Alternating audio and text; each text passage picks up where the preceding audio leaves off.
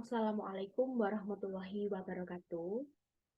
Perkenalkan, nama saya Erin Wahyu Jayani, merupakan mahasiswa Sastra Indonesia Angkatan 2021, Fakultas Ilmu Budaya Universitas Jember.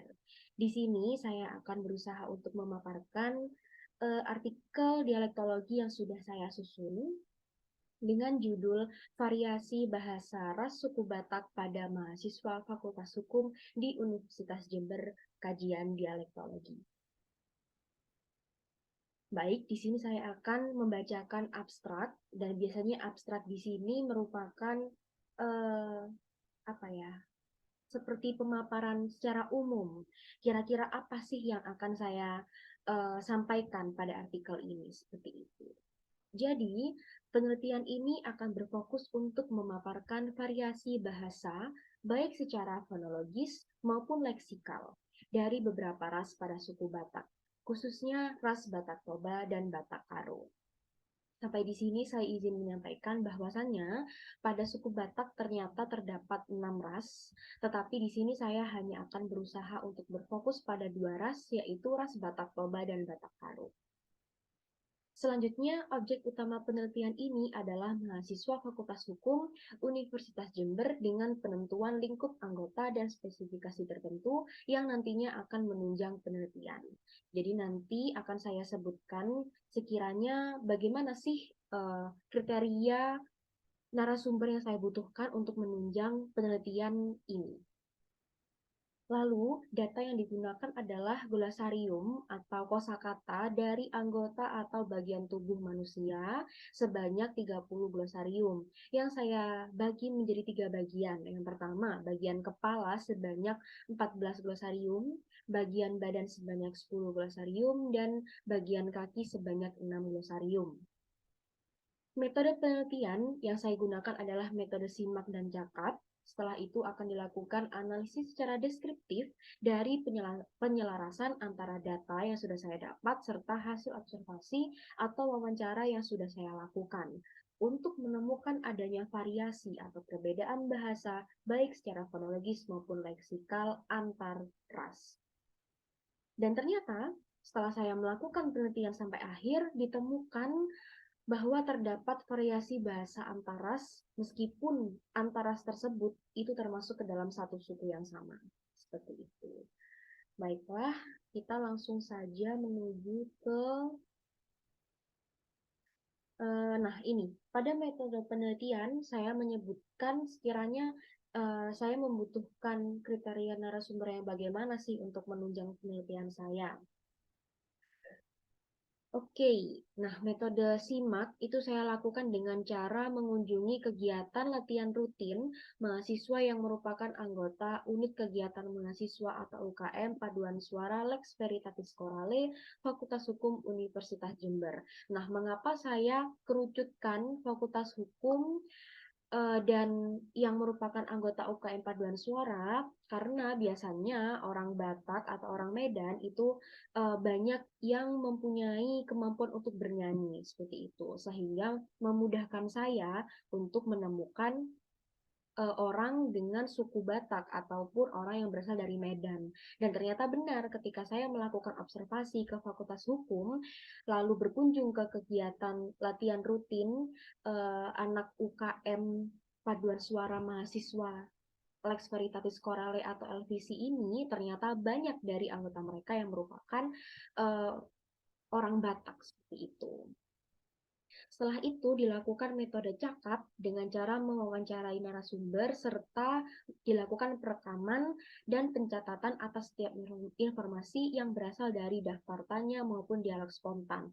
Jadi saya itu sudah menyiapkan daftar tanya yang pertanyaannya itu juga mengunjung penelitian saya dan saya juga melakukan dialog spontan yang informasi dari narasumber itu juga berguna untuk penelitian saya.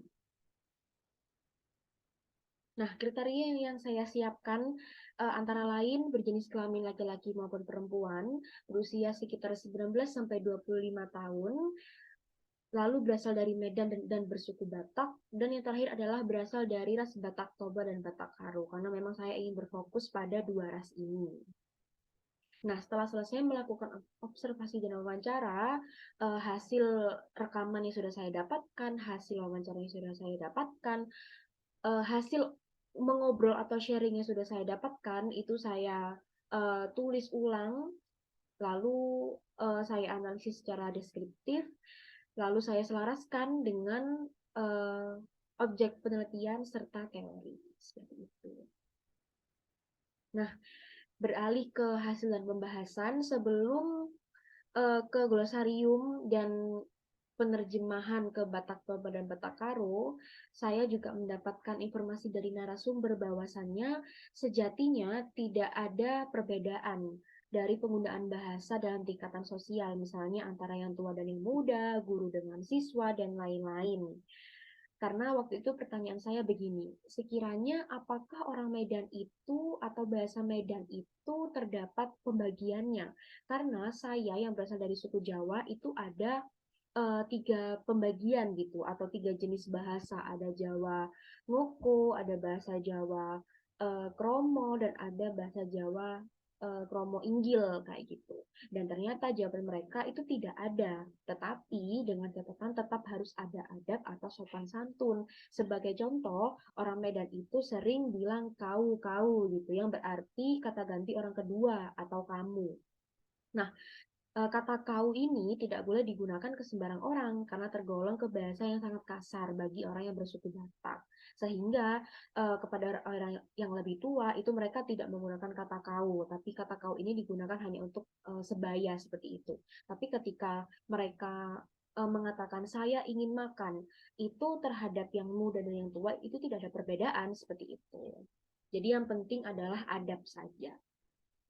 Oke, kita beralih ke penerjemahan. Jadi di sini seperti yang sudah saya katakan di awal, ada 14 glosarium bagian kepala, lalu ada 10 glosarium bagian badan, dan 6 glosarium bagian kaki, sehingga total ada 30 glosarium.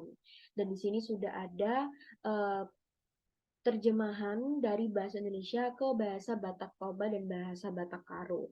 Dari sini saja sudah dapat terlihat banyak sekali perbedaan, tetapi setelah saya teliti lebih jauh, ternyata ditemukan sebanyak 5 glosarium anggota atau bagian tubuh manusia yang mengalami perbedaan secara fonologis antara ras Batak Toba dan Batak Karo. Nah, perbedaan secara fonologis ini adalah perbedaan bunyi gitu.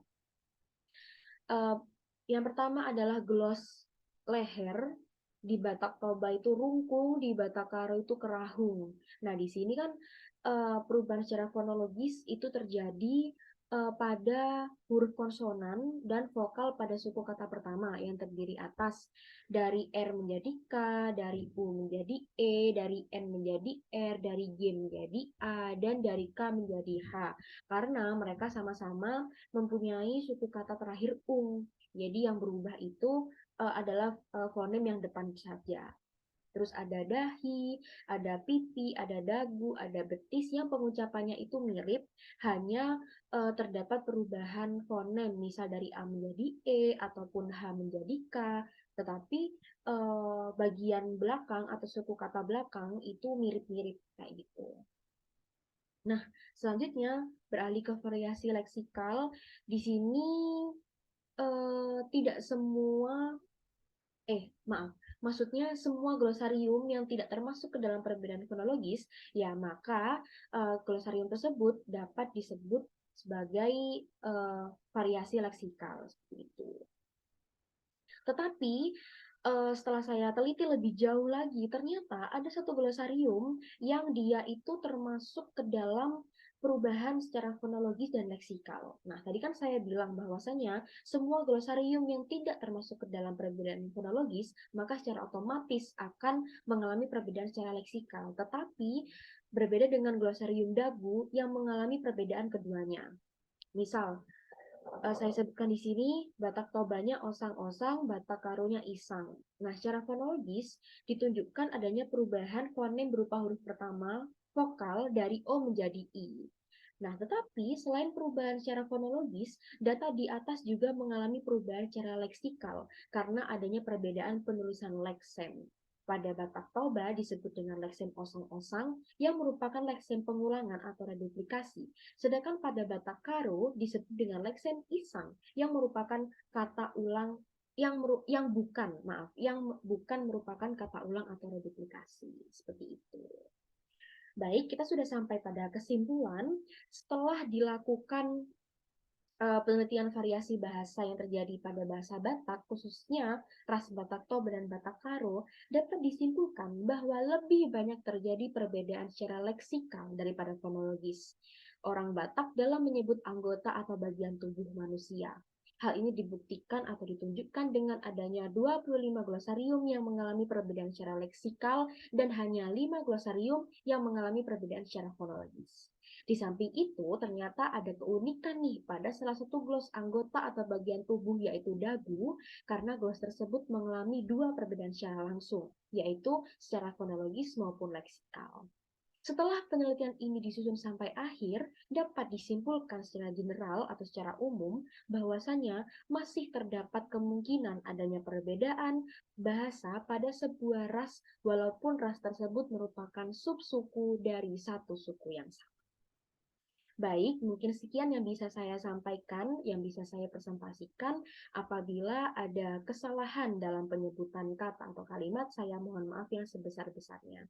Terima kasih. Wassalamualaikum warahmatullahi wabarakatuh.